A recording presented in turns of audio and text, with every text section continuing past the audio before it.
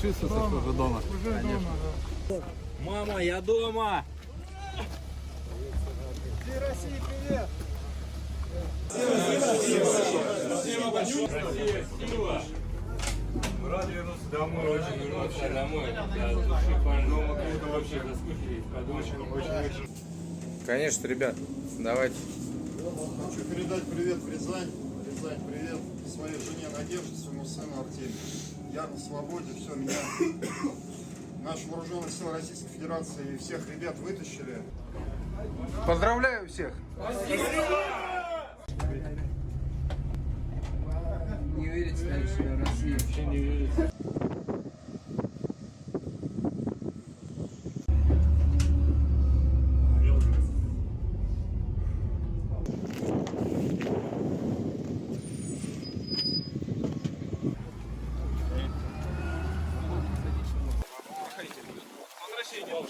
Спасибо. Проходите, следующий автобус сюда.